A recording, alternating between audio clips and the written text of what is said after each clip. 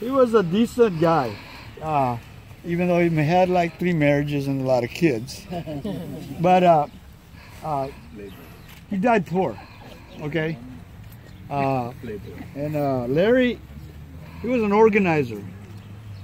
He organized salmon workers up in Alaska. He was organizing back in the 50s of asparagus workers in Stockton. Larry was always organizing. He was a true organizer. And but Larry was old school union. He talked tough. Larry was in the words of he was tapang. He was in Mexican chingon. Chingon. Okay. He was a badass. And I knew Larry in the last years of his life. He had Lou Gehrig's disease. That's how he died. Lou Gehrig's disease is when you lose all your muscle functions and you finally die.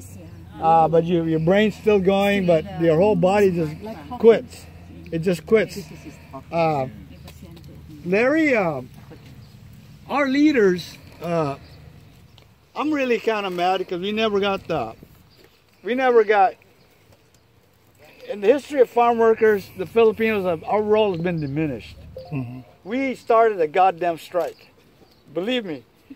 Imagine there was labor camps throughout California from Arbor all the way to Fresno. Most of it was occupied by Filipinos. 90% of the farm workers lived on those camps. The ones that lived in the city were the lucky ones. In fact, when I went to school in Delano, the ratio between pure blood like myself and the mestizos were 50-1. The Filipino Manongs married everything. We married Mexicanos, Gabachos, Negros, we named everything. His wife is Mexican. This last wife, Nelly, I just met her at the Smart and Final. She's Mexicana. She's Mexicana. She's all right. She's got a little arthritis and stuff, and she's real nice. But the rest, see, the lucky ones, what they would do is they would find a wife. If it was a white lady, they would go to Arizona or New Mexico. No anti-miscegenation get law. married and come back. And they all did that.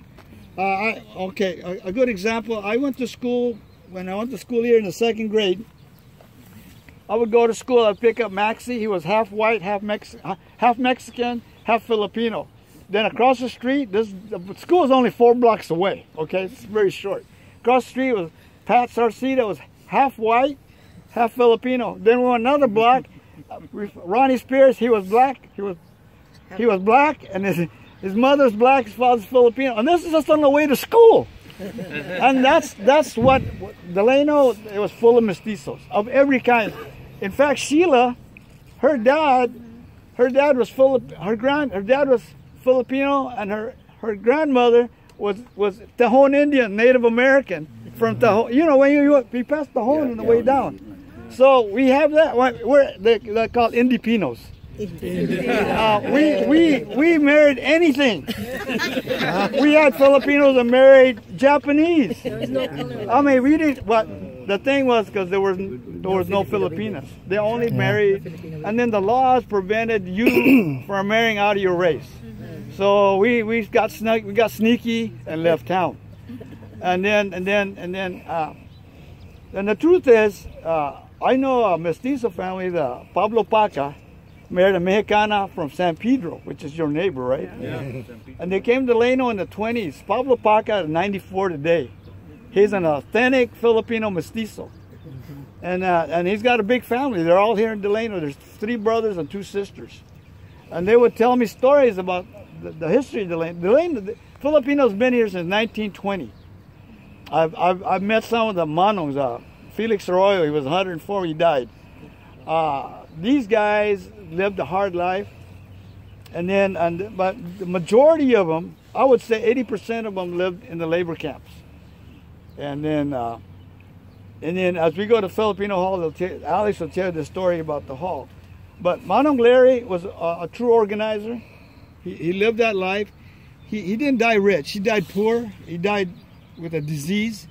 When he left the Union, he opened up a senior citizen help center where he worked the papers out and stuff, because he was already 65, and you know, at that age.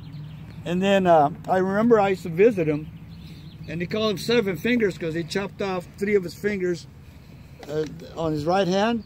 He was working in a salmon in the salmon canning up in Alaska. And I remember he would say, "Jir." I said, "What, Manong Larry?" He says, "Light me a cigar," because Larry always smoked a cigar. And I'd light it, and he would put it in his fingers, and he would put it, and then at his house there'd be all these mestizo kids running around, even at his old age. And he was a good man. The other leaders, Philip Veracruz, he didn't join the Union until they struck.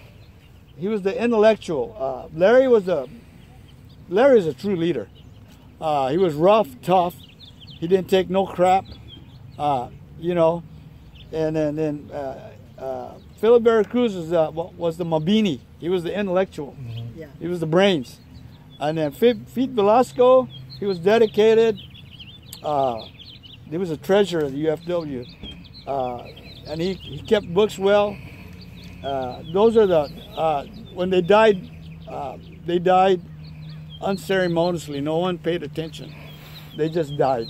Now, unlike Cesar, when 80,000 people marched 3 miles from here all the way to 40 acres, these guys, the only one came was their friends and their family.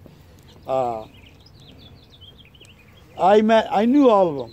I met them. What about Andy Imutan? Imutan, I didn't like the guy. That's why he didn't bring him up.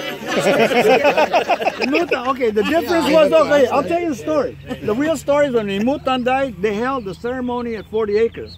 Because he kissed up, you know, our people had pride. See, one of the reasons the Filipinos got angry with Larry is because when they signed the contract, when they merged together, Larry got demoted. He got demoted. Okay? So the Filipino leaders, see, Larry, the reason Larry pulled off the strike, because he was a good leader, but the reason is he was smart. He knew all the contractors and the foremen, and the Filipino foremen had 200 or 300 Filipino workers at their fingertips. He knew all the camp bosses. So when he said, let's strike, let's strike. You know, when you strike in an auto plant, you just stop the assembly line. When you got camps that's run over 100 miles, how do you pull it off? That's hard. No one's there. You got to go on your word. And they promised them, we're going to strike. They went on strike. I mean, they were striking from Arvin all the way to Delano. That's a 50-mile stretch. You know, and they just said, Larry will do it, and they did it.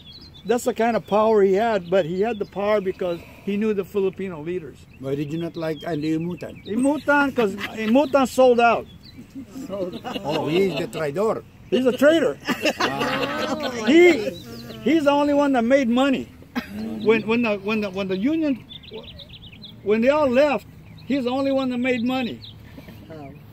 He formed by Nihan, and he used his connections, the Mexicanos, to help him get the thing.